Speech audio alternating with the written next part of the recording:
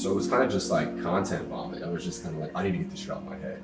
You know what I mean? So like, I didn't even get into YouTube for the business side. I got into YouTube just for the creating aspect of it. Just like, oh, I can make anything. Okay, let's just make this sketch. Just make that sketch. Just shoot it ourselves, make it. And I never second guessed it. I never second guessed like why, if this is a good idea, should I be doing this? Like, I second guessed, should I be in school still? Should I leave here? Should I drop out? But I never second guessed making films or making. Okay, it was aligned with your heart. Yeah. Vine had shut down, and like right there, I had to make a decision.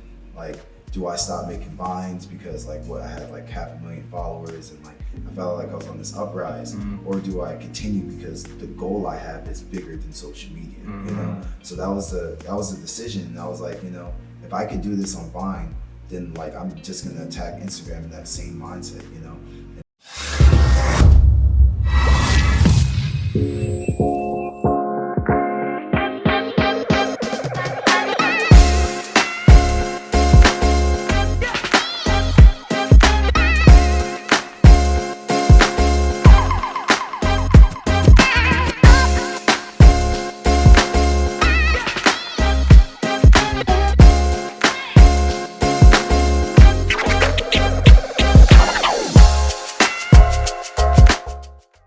What's up, everyone? So look, on this week's episode, we got two very special guests. We got one of my best friends, Christian Pierce, who is a very successful actor, writer, just all-around dope filmmaker. Christian started his journey earlier on YouTube, creating a very successful YouTube channel called Life According to Jimmy with his partner, Jimmy Tatro. Oh, that reminds me. You seen Euphoria? Oh yeah, I'm all caught up. Have you watched it? Nah. Oh, okay. I thought the way you asked that made it seem like we were going to talk about Yeah, it. everyone just keeps telling me to watch it. And over the years, he's been able to build up not only his own name, his brand, but now he's doing his own shows, fully funded. You guys can go check out one of his hit shows, Real Bros of Simi Valley, and also catch him as a lead actor on the new show, PBC.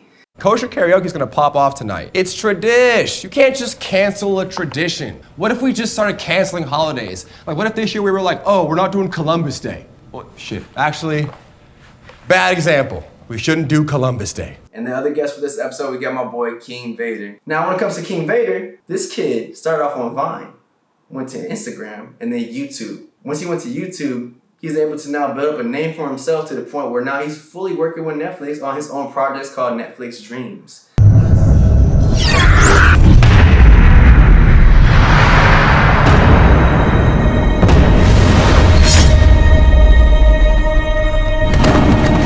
And to my co-host, Adam Elsharkawy, this has been one of my best friends for a very long time. Adam is a very established, well-known actor in Egypt. We know how it's like in this business when it comes to building with your friends and what that means to elevate and motivate each other. So for those who are tuning into this episode, so I want you to realize, take your friends, take the resources you have, because you already have everything you need, and you can make it happen right now. Just don't wait. So without further ado, you got Christian Pierce and you got King Vader.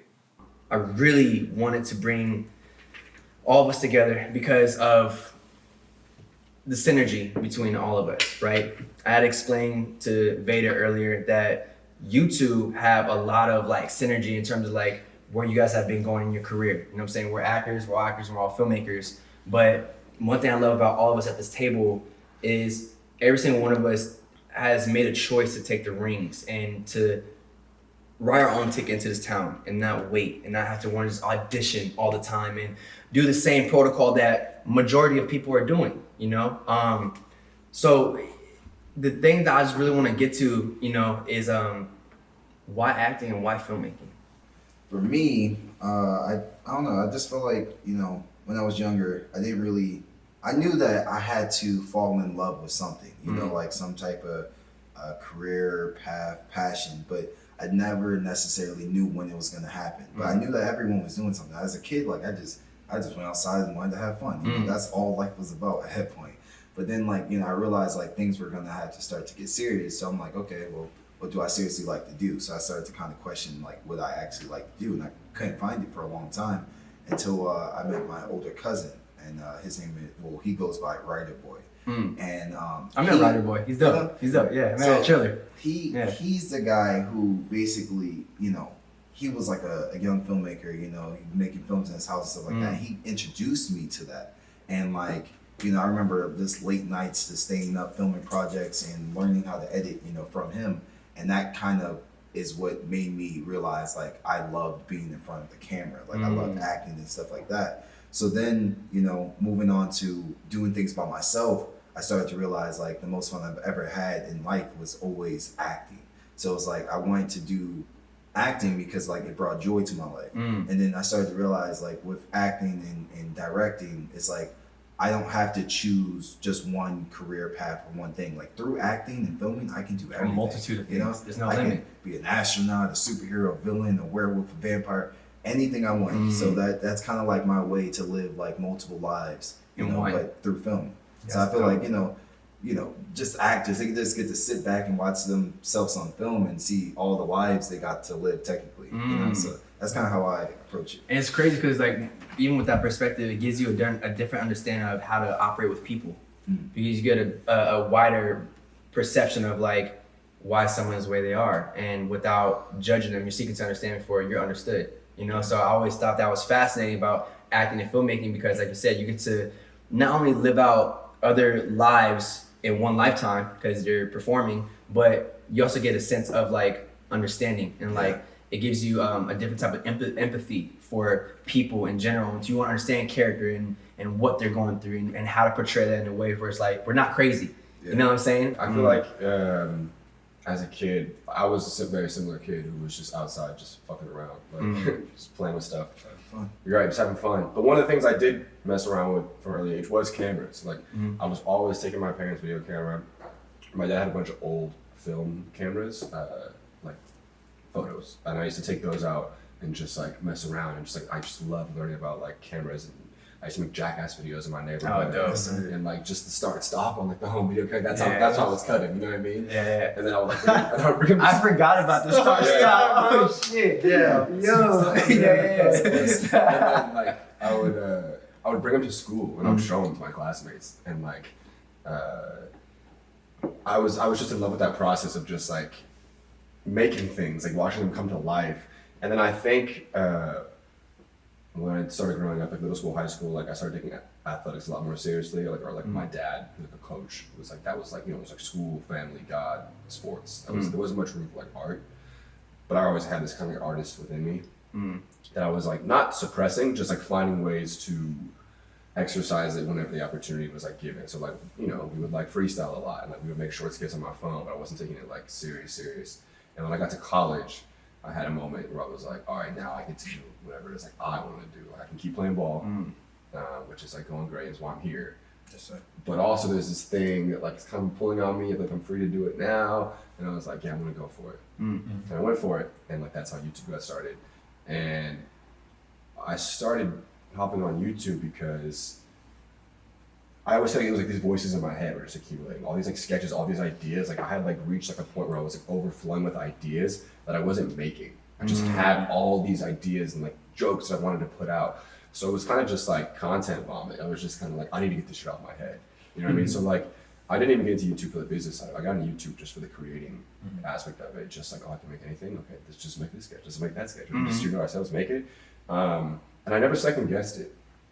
I never second guessed like why, if this is a good idea, should I be doing this? Like, I second guessed, should I be in school still? Should I leave here? Should I drop out?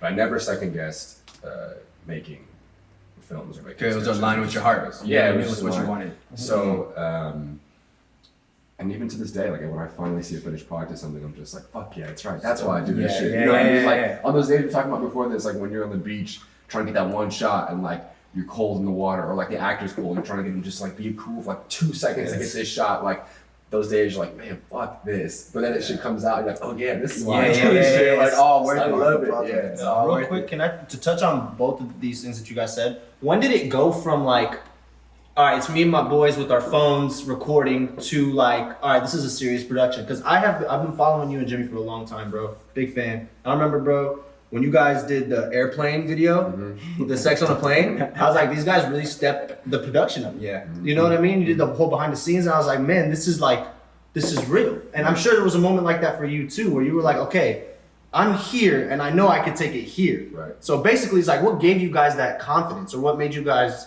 take that step forward?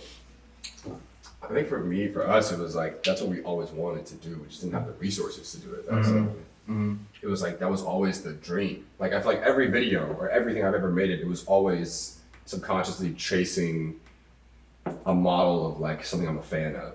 Yeah. Like a movie or a show, like anything. In the back of my head, I'm like comparing it to other things that I love. So it's like to have a full scale production, to have, you know, like behind the scenes content come out. That's always what I've wanted. Just didn't have the resources. Which is usually the hardest part. Right. So it's like you just had to like hit a point where we were like, oh, now we have the resources to kind of make this a little bit bigger. And then I just like, you know, as soon as we had the opportunity, we started taking them. You can't always do them, but like as much as you can. See, what I like though is like, 'cause we had this conversation the other day where it's like, okay, there's never one way to do things, right? Some people jump out the gate and they're like, let me just create. And then as I'm creating, I'll find the resources down the line. Some people are like, man, I want to create, but I ain't got the resources. So let me go get the resources down the line and then come back to create. Because that's the position I found myself in, where it was like, all right, I'm doing X, Y, and Z. There's a lot of things I want to do, but I don't have the resources, right? So I was like, all right, well, I'm not gonna rush this or jeopardize this idea because I don't have the resources. I'd rather go out and get the resources so I can actually do this correctly. So my question is like, to you specifically, like, at what point does a person need to decide like to rather just do it or just to go get the resources? You know what I'm saying? You already have everything you need. Exactly. At all times. And like to kind of go off what you said, I'm still filming videos on my phone, like sketches, like when I, you know, in a movie, you know what I mean? Like you always have what you need. Be married to the vision, but be able to divorce the process. You know what I mean? That's how like I just put you in I love that. You know what I mean? So it's like, all right, I want to make this thing happen. Like, all right, the easiest way to do it is to invest $5,000 in this idea. And you could just pay everybody and then it's just gonna get done, right? It'll get done. Okay, say you don't have 5,000, say you have 1,000. Okay, then you have to find ways to supplement that. Okay, so I have $1,000 for this. You can spread it out. That means I'm gonna have to put more of my time into editing. And I used to have to use a favor, call a homie who edits, who he owes me a favor, and ask him if he could color this for me. And like, maybe I'll have to lose some sleep here. Like, maybe you have no money, like, and you have to use all favors. So you have to just like do it piece by piece. Like you have everything you need to get that final product. It may not be the process you think it's gonna be. So like, I always say like, start something and finish it. And I never say the middle part, because like, everybody's middle part is different. Like, just get it done. So I've been in that same place. I have dreams, but I don't have the resources. Like, I just want to make things, just get it done.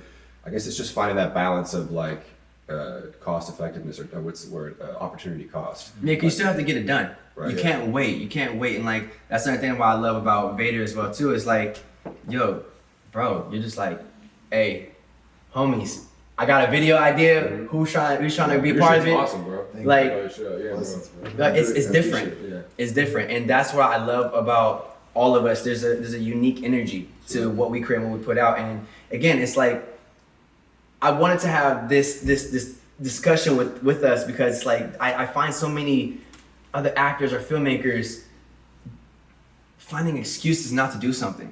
Yeah. So when I have peers and the people who are just doing it Every day. and who are in the same position or even worse, I'm like, what's the excuse? Yeah. Now, what was that like for you? Well, I guess going back on, the question that was asked before, the moment where I realized that this was like becoming bigger,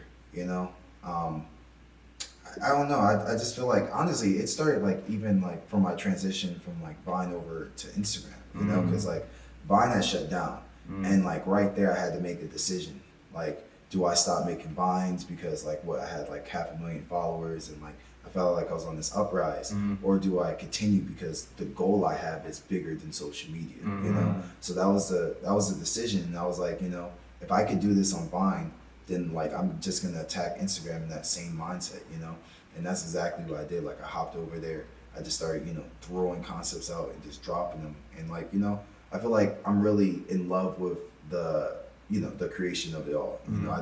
I love the long nights editing. I love the early mornings where we had to go to set, and like there was a moment where because I use phones to film and stuff like that, but now it's like I'm in this whole mindset of like my next video has to be my best video. So it's like I just constantly try to outdo myself.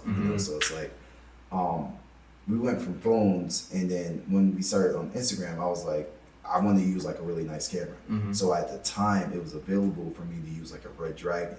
So I'm like, I mean, okay. And this is at the time where I was editing videos on my phone. So like, there's no way you put red footage. No way, it's gonna overload it. It's gonna explode. So it's like, I didn't know how to use like a computer. I didn't know how to use Premiere Pro or anything. So it's like, I was like, if I want to, become better and do something different and bigger, I have to become more myself. So it's like I had to learn how to use Premiere because I was using red footage. So then what I did was I locked myself in a room for 3 days and learned how to use Premiere to the the basics. Go, my boy. I And respect swear, that. like literally, it was all day, all night. My aunt would come upstairs and like do the anything, like food and drinks. So like, Locked in. I'm like, thank you. Locked in. I Like, love I just did that for 3 days. So I kind of tell myself like, if you want to learn like a new skill in life, give yourself 3 days, consistent 3 days, and that's what that taught me from that. But I feel like that's kind of the moment where I felt like this was becoming bigger because I went out my way to, better myself because, I saw an opportunity to go to the next level. So like after that, that just became like the regular, like now when it comes to like what I'm doing with Netflix and things like that, like that's all from like the logic and the knowledge that we've built over time from trial and error to be at this level. And now it's like they trust us to do what we do and we're just providing what we like learned over time. That's dope. It's powerful too, the trust, because this is something we were talking about. Like, some of these actors, man, are getting paid bread to lead these shows, right? Like a lot of money. And I really, after watching like some of the people I've watched work, I'm like, I get it. I get why you're paid all this money because you're gonna give them a return. You know what I mean? At the end of the day, so like that's exactly what you're talking about now. Now people see your value so much that they're willing to just be like, here, because they know that you're gonna give them a return. And same with you, like with Real Bros and all that's going on, man. It's like building your value and developing your skills, I think, are the most valuable things you could do for yourself as a human being, man. It's not about who you know. I mean, obviously it is about who you know and stuff, but if you're valuable, people will want to be around you. And what's interesting though is making the choice to decide you're valuable. Yeah. Facts.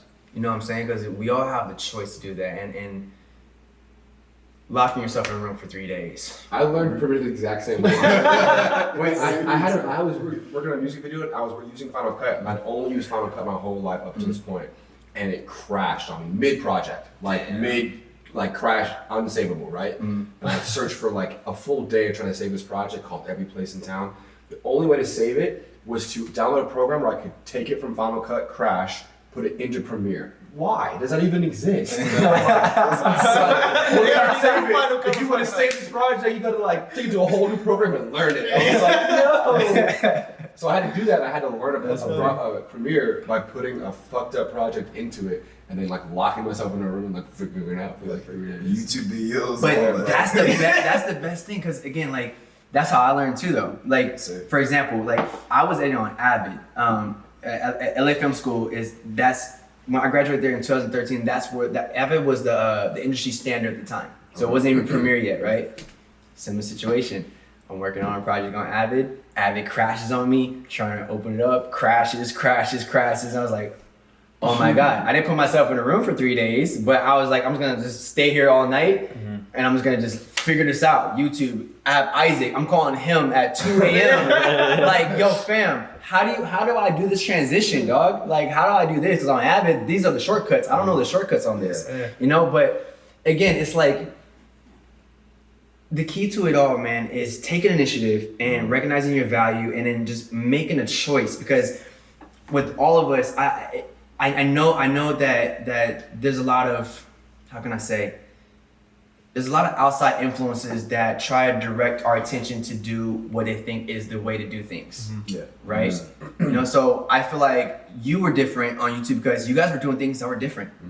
You guys were putting out content that nobody was creating. People rock with the stuff you're doing because you're putting out stuff that nobody else is doing. A lot of people are doing the 1 minute skits and you're like, nah, bro, we're gonna do a whole Hood Naruto. We're gonna do a whole movie. We're gonna do, so what happens is innovation. And I think that's what always takes people up to the next level. For me, what I'm curious about is like, what are the things that like you guys struggle with? And what are like the habits that you guys had to really like snap out of in order to get to this part in your life where you're at right now? Because I know people have habits, we have patterns, we all have things we gotta crawl out of. Yeah. You know, so I'm curious what that was for you guys and what you did to do that in order to elevate. You know. Well, to go off what you just said about like realizing your own value, that's something that like I've struggled with. I think I'm still struggling with that, or it's not struggling, but like it's still a journey. I'm gonna say, because like as you both know, like I'm such a team player, like to a fault. It's like one of my greatest assets, but it's always one of the greatest liabilities too. I'm such a team player. Like I'm just down for the squad. I'm down to like Same. For the vision. down for the vision. But there's a lot of people, and in my experience, the majority of people in our industry who are like big playmakers are for themselves. Whether it's through conditioning or whether it's just whatever, like they're for themselves. Maybe they had trauma, maybe it's just them. So I hit a point where I realized I was like, man, I feel like I'm putting so much effort in, but I'm not getting as much return as I would expect from how much effort I'm exerting. So I had to look at my process and be like, well, where am I putting my energy at? I'm putting energy into this project, and this project, and this project, and this project with these people. Okay, I'm putting a lot of energy in, and all these people are benefiting a lot more than it's coming back to me, right? And I'm like, well then, what am I saying about like myself? If I'm putting in all this effort of like my individual experience and like energy to helping these people grow and make their products so great, and I'm only getting this much back, and I keep doing it, where's my value? Like, because here's the thing, can these people make their product without me? No. And that's a hard thing to realize too. Yeah. If I leave, nothing comes out. Because when you get in that situation, you almost feel conflicted. Oh yeah, I feel conflicted because I'm like, why do I have to fight for this? Yeah, like, and it sucks. Yeah, so Because like, you're not trying to sun nobody. right, no. You're not trying to sun nobody. But now I like, am. Yeah. Now I am. I'm not mad at you. No, I am sunning But people. here's the thing. Here's the thing, though. But No, I am sunning people. in the beginning process of realizing it, though, you know what I'm saying? Like, I'm a big fan of, it's not how long you've been alive, but how long you've been paying attention. I say that a lot because I'm the youngest of my family. I know what it feels like to be like, oh, you're the young one. You know what you're talking about. I know he experiences that too. He's like the black sheep in his family. His entire family's from Egypt. I mean, he's the only actor. He comes from a village. That shit is so funny. From a real village, right, bro? Like, Literal village. It's a village, bro. They got cousins and family. Like, that's a village in Egypt, bro. That Wait, I thought you said you use a village in Anaheim? Village. I was born No, in I'm Egypt.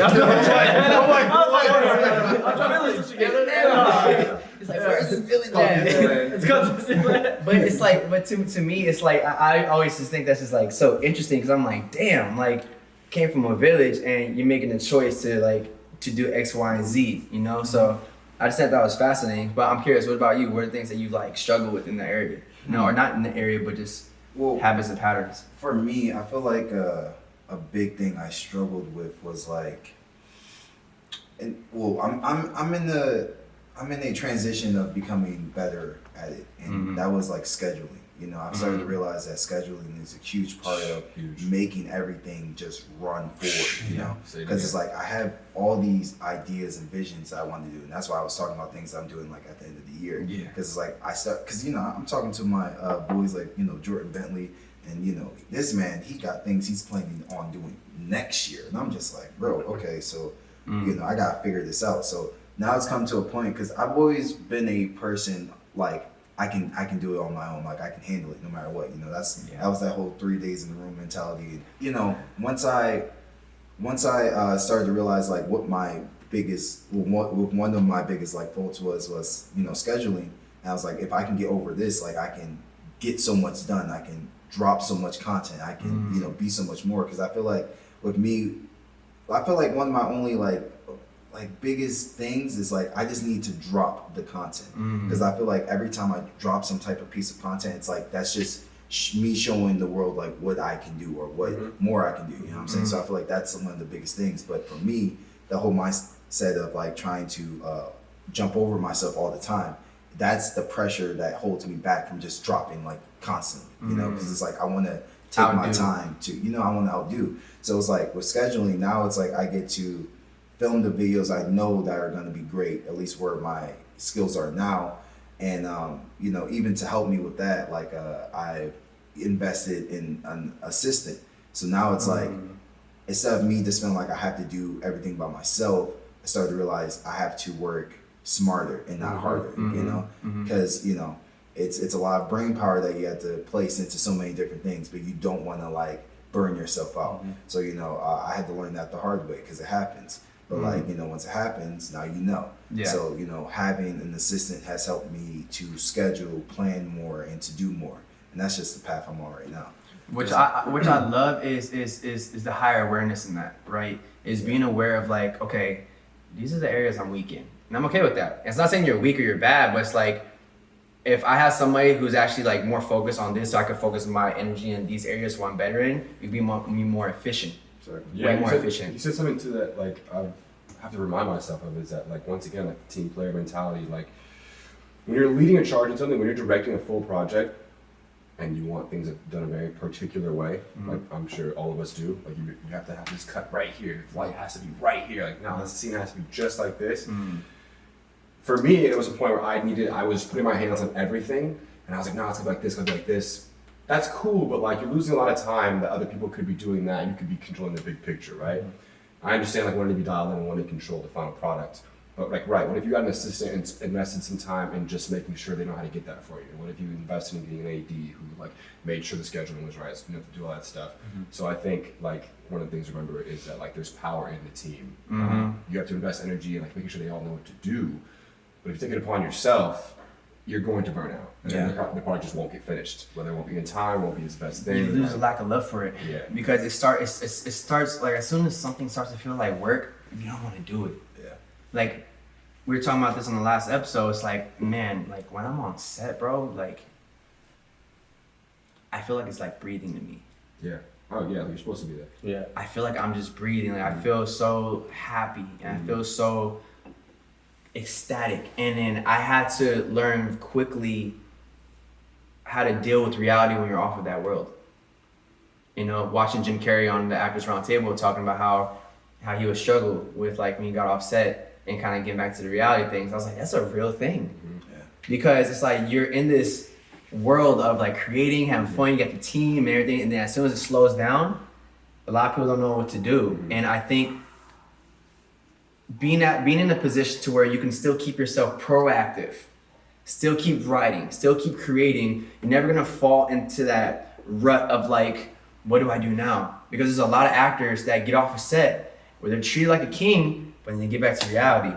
You got situations and bills, and you got You don't have people doing your hair, people doing your dressing hair, you know. it's different. you. It's different. So, you know, I really love having you guys here because I need a lot of actors and filmmakers out there to really understand like nobody's gonna help you out, bro, unless you help yourself.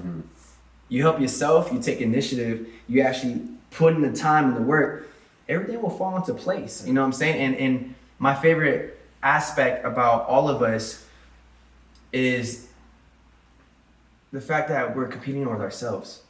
I'm not competing with you, you're not competing with me, and vice versa. He's like, man, I just want to outdo myself. Yo, I want to make my next project better than the last one.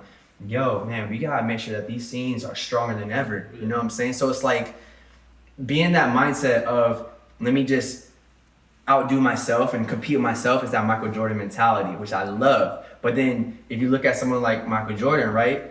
He's a team player, right? Coming together is the beginning, working together is progress, but staying together is a success. Yes, sir. And without the team, it's like, man, it's like you need powerful people to pick you up because I'm not sure if Cap realizes, but when I first got off Ray Donovan, there was a time frame where like I felt very like, damn, what do I do now? Because I wasn't getting work. I was auditioning. I'm up for all kinds of roles.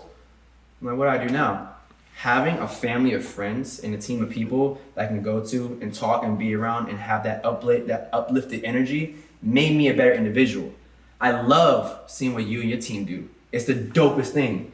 Post, yo, hey, we shooting a video, whole squad come through, and it's that support system. It's literally identical to us, bro. That's cool. Like, you know, we call the squad, Yeah. everybody come through, everybody come through. You know what I'm saying? So like, a team is so vital in this business, and for people to think that they can do it by themselves, you're gonna be in a long road ahead. You know? It's like a train. You know what I'm saying? You need all your pieces. You know what I'm saying? You need all the pieces to move.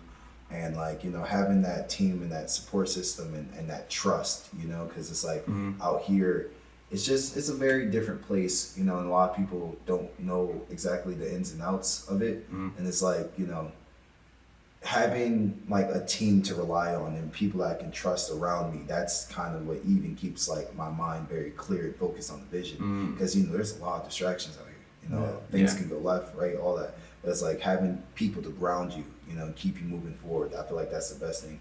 And even speaking on what you said before about like, just competing with yourself. One thing I tell people all the time, it's like, imagine like, visually, you're on a path, and at the end of the path is your goal, your success, but like everyone individually has their own path, and it's like what a lot of people do is, they look over to the left and they see that someone's sprinting on their path, and they're questioning why are they running so fast and why aren't they moving. What they're not realizing is that while watching them, you look down, your feet are not even moving. Wow. Because you're so paying attention on everything around you. Yeah. But if you just walk forward, continue on your path, you'd be there faster than you even knew. So it's like, that's something I tell people all the time. Bro, I have a similar saying. I was in the car with Harper Red, one of the homies, come back from the gym. My old gym routine was like, back before 2020 was so elite. It was like wake up early, Equinox, like do motions, you come out feeling just like zen at like 8 a.m. It was one of those mornings I came out just feeling like so good. The sessions I always show up late at, right? Exactly, yeah. Exactly. Come out feeling good. We're in the car, I'm driving, and like I go over to switch lanes, and you put your blinker on, and someone from way back just goes, or they have to speed up for some reason to get past you before you switch lanes. That's one of those moments where I put my blinker on and somebody from way back just goes up, like speeds up real quick. I had this moment where I was like, man, that dude has no idea where we're going, but he's trying to get there first. He has no idea where we're going, but he's trying to get there first. Yeah. Why are you trying to race me? Yeah, facts. You know what I mean? Like, the minute you look at what on somebody else's plate, your food gets cold, like you said. Can I ask you guys something then? As leaders on your sets and things like that too, you were talking about, you have your own path and other people have their path. So how do you guys kind of separate that in the moment? So let's say like you're trying to charge this way, but someone is like also trying to charge with you, but they got their own thing going on. Does that kind of make sense? So how much like, I don't want to say respect do you give to their path, but how much do you really think about they're doing their thing versus like, I got to do my thing? So I feel like naturally, I just kind of, when it comes to a situation like that, you really have to have the confidence in like what it is that you do and what it is that you want to do, and you have to say your goal out loud, what I'm saying, because it's like speaking words are very powerful, what I'm saying. So it's like, you have to realize, like he was saying, it's like we're not going to the same place, you know what I'm saying? So every path is for someone else. Like if this person wants to become a director, like they can become a director. It's like they're not going to become you, because you are going to be your own version of your director, So it's like, I feel like saying your goal out loud, becoming confident in what it is that you want to do, and then attacking that, and realize that there's going to be a lot of people, trying to do the exact same thing that you are doing. Yeah. It's like at the end of the day, nobody can ever be you. You know what I'm saying? So it's like you have to be confident in that and just move forward, and and honestly just appreciate people's work, you know what I'm saying? Like, because sometimes it's like I would never feel like a master, no matter what I do or how much I accomplish. I would never feel like a master, always a student. I always want to keep absorb learning. And get just more knowledge, what I'm saying? So it's like, I like what you said. He was like, it's not about how old you are, but it's not how long you've been alive, but how long you've been paying attention. Exactly. That's very powerful, because it's like I prefer listening, you know what I'm saying? And I feel like knowledge is very powerful. So it's like, there's always going to be people doing what you do. So it's like, learn. You can learn something. You know what I'm saying? So it's like, I just encourage people to follow what they love. That's the biggest thing on this planet. It's like, do what you love. And recognizing that is such a powerful thing, because sometimes people conflict what they love with what they're chasing, right? Because when you desire something, you're chasing something, it's two different things. When you desire something, it's like, man, this is like my heart. This is what I love. I know it's going to work out. I know that it's going to happen when it's supposed to. Versus when you're chasing something, it's like you're trying to force all these things to happen in the time frame is not supposed to happen in. Yeah. So you find yourself doing things and giving yourself to other areas that will deplete you from what you need to be doing. Something really dope Jim Carrey said. He said, I think it's not what his dad said or something like that. He was like, you can fail at doing something you don't want, So you might as well take a chance at doing what you love. Yeah. You know what I'm saying? And I feel like for Jim Carrey to say something like that, bro, I was mind blown. Well, he's a smart dude. I mean, even on Genius. the Actors Roundtable episode, right? Okay, well, he also said the same thing about, they're like, where's your comedy come from? He's like, man, I'm broken. And I was like, damn. I was like, a lot of creatives, a lot of actors, filmmakers, we feel broken, so we feel like this is our way of putting the pieces together, figuring things out. You know what I'm saying? Like, I know I'm writing stories, he's writing stories, because we have parts in ourselves where we're like, man, like, this was an area where I was broken and I figured out a solution, but I know there's other people who feel broken in this. You know what I'm saying? So let's be an affirmation for them. I feel like what you guys do, because what you guys do in your lanes is so different, but it's so like unique. You know what I'm saying? In terms of like what you and Jimmy have been able to build, what you've been able to build with your team, what we're building right now, they're all different, but what the synergy of all of it is, no one's afraid to elevate and motivate the next person. So what I mean by that, we had a whole conversation about being the Michael Jordan of your own thing, right? So for example, if Cap's like, yo fam, we're getting ready to do another season of Real Bros Simi Valley, like I want to get you an episode, cool. In my mind, I'm like going to Cap's set, he's a Michael Jordan set, I'm gonna be your Scottie Pippen, dog. I'll be your Dennis Rodman, you know what I'm saying? I'll be your team player. Vice versa, you need something, what you need, boom, you know what I'm saying? But if it comes to mine, I'm gonna be the Michael Jordan of my stuff, and I need my Scottie Pippens and Dennis Rodmans, and vice versa. You know, so being able to be adjustable to elevate the squad, I think is such an important thing, because I love some of the like, is it Irving? Yeah, Irvin. I love Irvin. I love what Irvin is doing. It's one of his other boys in the squad, but it's like, it's so important to not only build what you're doing, but you need team, you need people to do things, but you need a support system of people that aren't afraid to be there for you, and at the same time, you got to be able to switch yourself and be there for them. Exactly. You know what I'm saying? Because it only comes full circle. It comes full circle, you know? So being a strong team player is something that I've actually learned a lot through Cap, because when we get in our squads, and when we, like, a lot of my newer friends have came through Cap. Real facts, because it's like I'm so used to, I had this mentality of do this by myself a lot. Yeah. Do this by myself, going to LA Film School, doing all these things. I was like, I'm just gonna do it by myself, because I feel like nobody wanted to help me out. So I'm like, all right. But then it becomes very draining. It becomes very like, damn, like I feel like, I want the help, but like who's gonna want to invest the time, you know?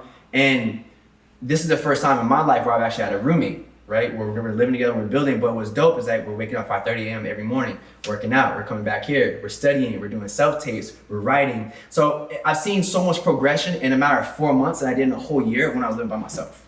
Yeah. So having that team aspect and building with people and being able to do that, I need other actors and filmmakers to really understand this concept. Yeah, it's like it's inspiration too. Like it's a big circle, you know. Yeah, it's like that is the investment. That is the self-investment. Investing in others, you know, investing in your friends, investing in the people you surround yourself with, and like, you know, shout out to Urban, you know what I'm saying? My boy, what's up, kid? With him, it's like, you know, not only are we close friends, but it's an investment both ways, because it's like, you know, me, you know, I'm doing my thing, you know, and I have my whole mentality trying to get better and better, and it's like I can see that, you know, like we all inspire each other. So it's like I see him shooting for more and better and bigger, you know, like this man goes from like making 10-minute like videos or 5-minute videos to making like a 30-minute project that he just premiered yesterday. So I'm just like looking at that, just proud. Like I'm like, you know, let's go, let's go. I remember like seeing this guy like from like the beginning and see where he is now and see what he's reaching for, you know. And it's like there was a point where I was at a low point because of, you know, everything that's going on in the world right now,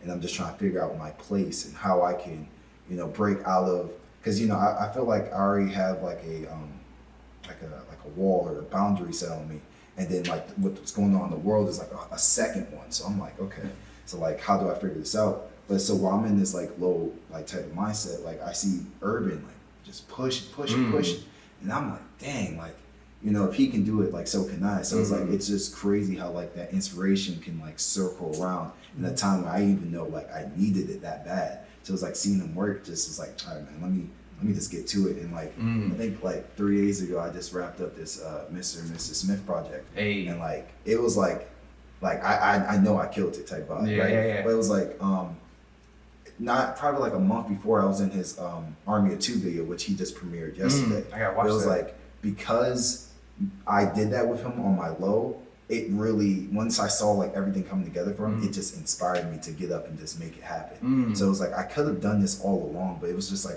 I just need that spark, and I'm just so glad that like one of my closest friends like was able to like shoot that inspiration. But back. that's the real value of a friend though. Yeah. That's like elevation and motivation in its finest, because he's not talking to you about it. You know what I'm saying? He's just like just doing the work. Yeah. Just doing the work, bro. No one got to tell him. It's just like we show up to practice, bro. If we're training, if one of our teammates is grinding and hustling, there's nothing to talk about. It's like, okay, whatever the hell I'm dealing with, I gotta snap out of it. Cause this dude is grinding right now, and I gotta be on the same energy. You know what I'm saying? So it's a very mutual way, which is beautiful. I was gonna ask, cause I love what you said. You said you feel like there's this wall that's placed on you by like the world. What is that wall? What do you feel that that is, and like what is that for you? So it's definitely like how the world, views what I'm doing, and that's like the world's doubt that they're trying to place on me. You know what I'm saying? But it's like for me, how I view it, it's like at the end of the day, this is the goal I set. And it's because I set such a big goal. My goal is I want to become one of the greatest directors in my generation. And it's like I say this all the time, and it's because I'm not BSing. Like I'm serious. It's like I'm going to put in that work to make that happen. Saying big words like that, it's intimidating for people to hear. So it's like that's the wall already. Is the doubt placed on me from the world. Like I always have to find a way to like break past these boundaries until hopefully one day they're not really Boundaries anymore. Exactly. Your favorite director is who?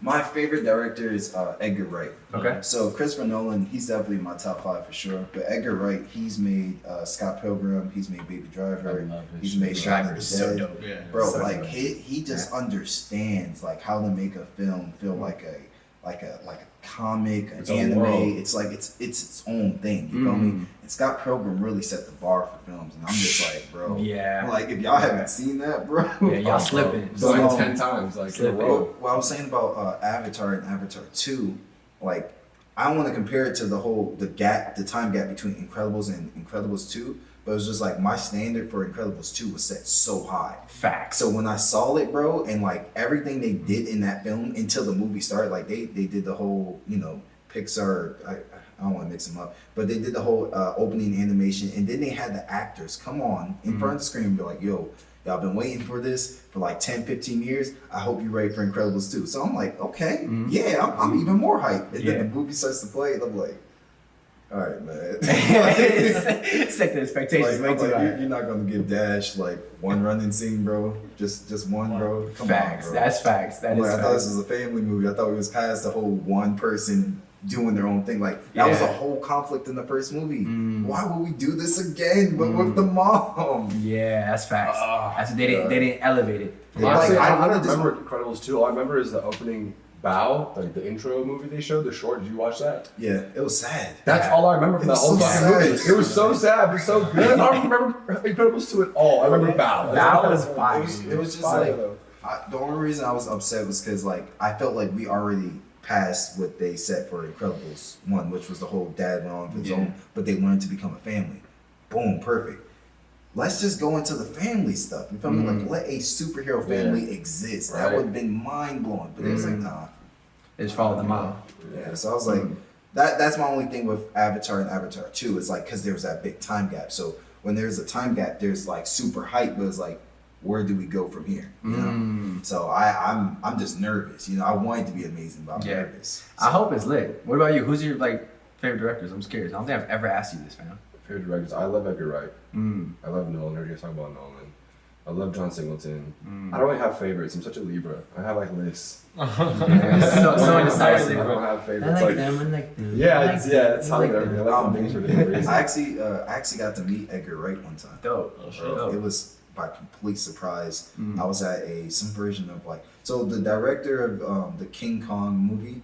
Somehow we got into contact. Hugh Jackson? That one? No, it was the Skull Island one. Island, yeah. Oh, His name is Jordan. So he DM'd me one day and we just were talking, and I guess he just like vibes with what I'm doing. And he's like, "Yo, come out to this party in LA." I'm like, "Okay." And this is all before pandemic stuff. So And I go in there with my boy, it was Minicon, me, and Urban.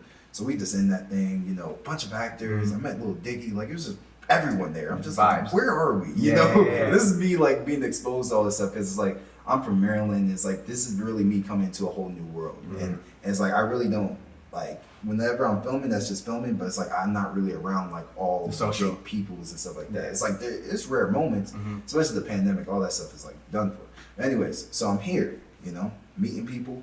And I see somebody with this, you know, particular haircut. It's kind of like a mullet thing, and that's Edgar. That's his style, you know. I'm like, that can't be him.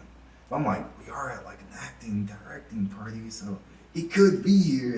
And the guy who invited me, he's a director, so it makes sense, you know. So I'm like, but I'm too nervous to just go up there and be like, yo, what's up? My name is Vader. Hi, you know. So I'm like, this is the plan. So I told my friends, I was like, you guys are gonna walk up to him, and as a group, you are gonna introduce yourselves. It's gonna, you know, the law of humans is that he has to say his name back. You know? Yeah. So we go, you know, The law. you know, the law of humans. You know? The law of human. That's cool. So everyone's saying the name. I'm saying Vader, and then he said his name's Edgar, and then like I mentally like lost my mind, but I had to keep it solid. Yeah. You know? I was just like the kill Bill. Just inside his head, you see him like, Yeah, I'm just getting solid. Like, it's nice to meet you. You know? So, it was a loud party, you know, by accident. I was like, you know, I told him that, you know, I love his work and everything. I was like, I know this is a lot to ask, but can I just show you one video of mine? Just one video. He was like, yeah, no problem. So I showed him this. I didn't want to show him like, you know, none of my comedy stuff. I wanted to show him like some cinematic stuff. Some real artist stuff. You know, he's a, you know, top director. So I'm like, I want to show him what I can do. So I showed him this video called The Retired Supervillain. And that was this video where I basically was like this old man being pushed by my caretaker. He trips, he rolls my wheelchair into the middle of the street, and now there's a car. I remember that one. Yo, that's the video you showed me. Yo, I remember this one. I turn up, you know, my eyes activate. I love that I stand video. up out the wheelchair, and then my Just arms sock float, right there, yes. I punch the car, it flies over me. love it. So it's like I just activated my villain moment in that moment, and then the car explodes. So I showed it to him. He's watching it, and he was smiling. So I'm like, bro, okay, you might be impressed. So then the video ends, and I showed him that was my Instagram, and then he was like, hey, it was great to meet you, boom, bam. So, you know, left the party. Next day I woke up, you're being followed by Edgar Wright. Hey, So now you know you got the right eyes on you. yes, sir. So Like, that's why it's like everything has to be. I'm like that guy following, you know. So It's such a beautiful thing when you, like I said, going back to the root of this, when you have people believe in you. Yeah. You know, because all it does is just reassure that what you're doing is the right thing for you. You know what I'm saying? You're on the right path. I just had a conversation with Brad Furman, who directed City of Lies last week, right? And we hopped on a call. It was me, him, and my parents. My mom does all his travel, so that's why we're close. But he's also one of my mentors, and he's done Lincoln Lawyer, Infiltrator, City of Lies. He's done countless stuff, right? And I was so mind blown by how he spoke about me to my parents, right? And you never really know who's paying attention until they voice it, you know? So you carry yourself as a person of excellence, and you just carry yourself in this demeanor where it's like, I'm about to work, this is who I am, you're authentic to what you do. Man, you'd be surprised who'd be willing to step out and just give you a shot, and just give you a chance, and just give you an opportunity, you know? I think, again, this is one of my best friends as well, but it's so inspiring for me to be like, damn, I remember when they started Real Brothers Simi Valley on YouTube. And they got a whole production on Facebook Watch, like real ass budgets, like pulling up to the crib, full ass sets. I'm like, yo, like I'm proud of you. That's a blessing because I know what type of effort that takes and the due diligence. So to have people that believe in you, you just never know. You know what I'm saying? Never know who's watching. So it's like always carry yourself as a person of excellence, and you stay prepared for a moment of opportunity. You never know you're gonna like wind up at. Man, people will want to stick out the hand, like, yo, I respect your work. Let's clap. You know, it's crazy. And you know, lastly, just to wrap things up, man.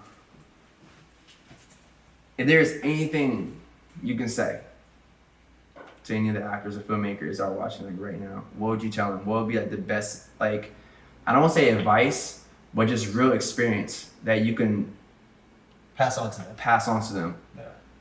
I'll go first. I would say, you know, I would let people know that, you know, it's definitely not easy, but it's worth it. You know what I'm saying? And, you know, to stay confident in who they are and what they're trying to accomplish. You know, with this goal, there's a lot that comes to it. And with such a title that I'm trying to hit one day, it's like, I know what's required. You know, I know the sacrifice. I know how much time I'm going to have to put into the gym and be mentally, physically, I know all that, you know, and it's like, to see what work has to be done is intimidating, you know, but it's like, if you truly do believe in yourself, you have to take that bet on yourself. You have to take that leap of faith on yourself, you know, that self-investment is very key and very important. You know, me being all the way, born in Chicago, raised in Maryland, there was a point where I had to decide, you know, that Maryland isn't going to work for me right now. I have to go to California. That's where it needs to happen. So, you know, me and my mom hopped in this U-Haul and my younger brother, you know, and we drive across the United States all the way to California. Wow. And we figured it out, you know, and now I'm in a nice, you know, a nice little situation. And that just came through hard work. None of this was promised. None of this was given. This wasn't easy. It was like, it was worked for, and it was hard work. A story I want to talk about real quick. My first collaboration with Netflix Streams. There is a serious moment that happened that no one knows about, right? So we're filming. Everything's going fine. We wrapped up.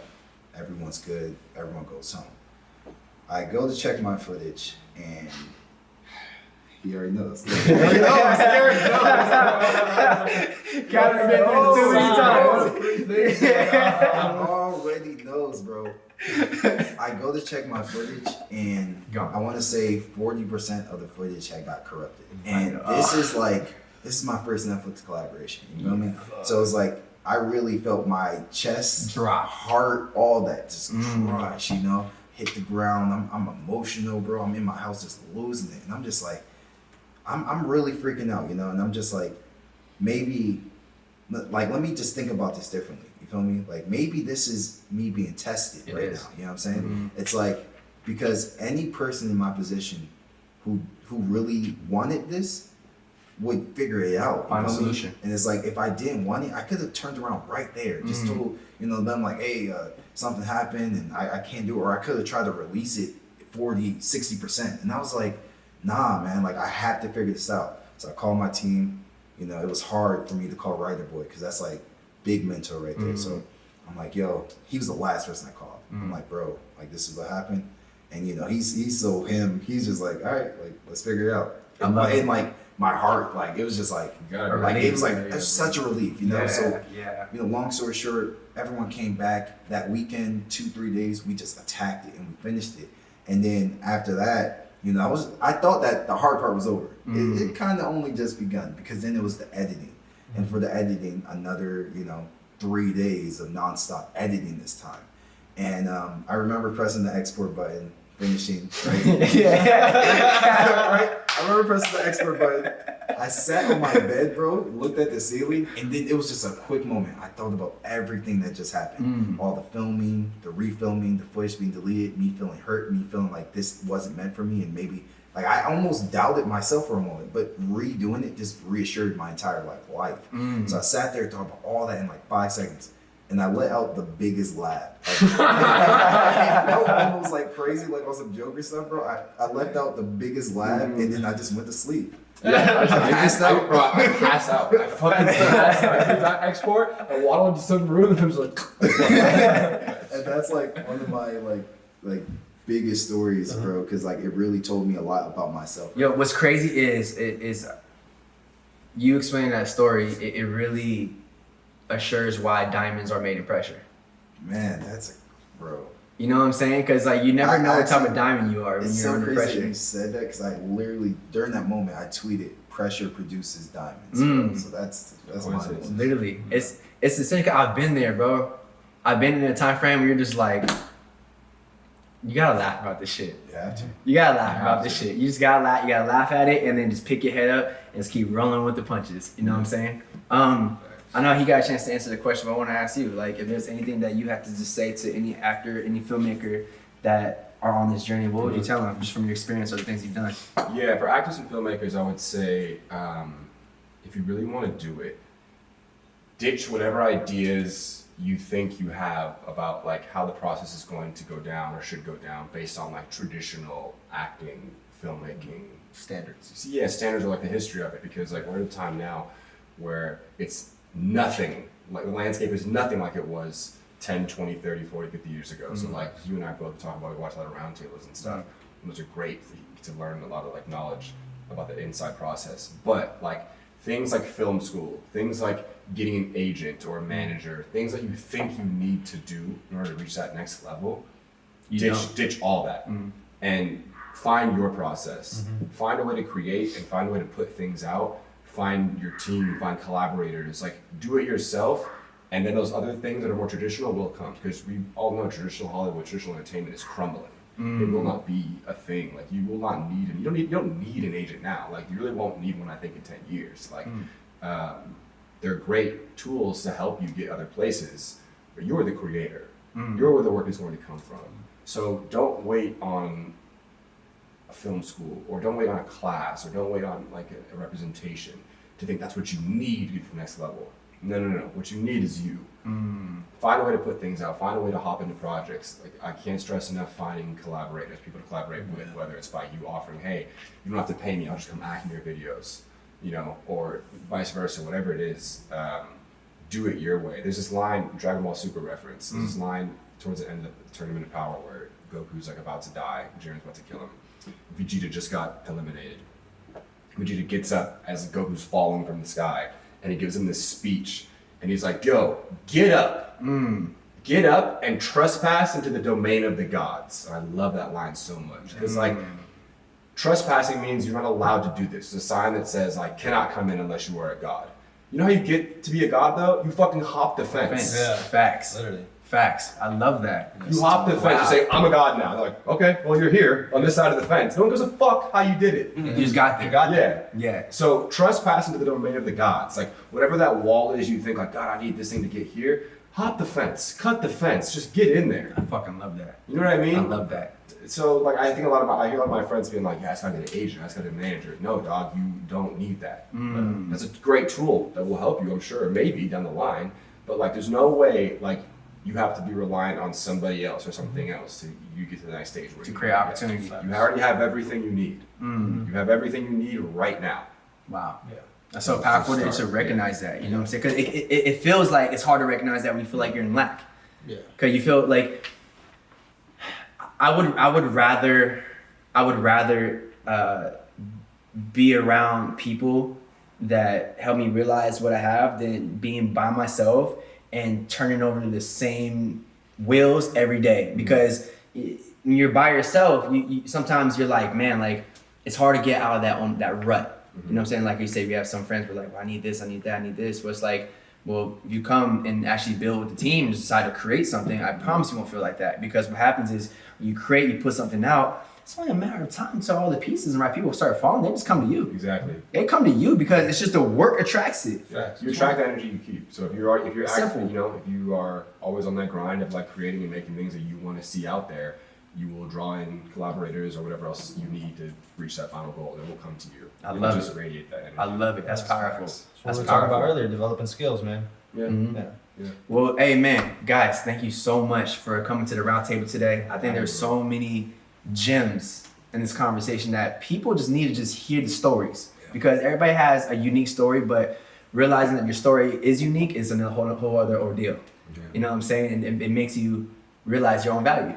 You know, it's like, well, I have a story. I have a story to tell, and I want to inspire and elevate and motivate, you know? So again, thank you guys so much. This was another episode of Inspire to Inspire podcast. Catch y'all later.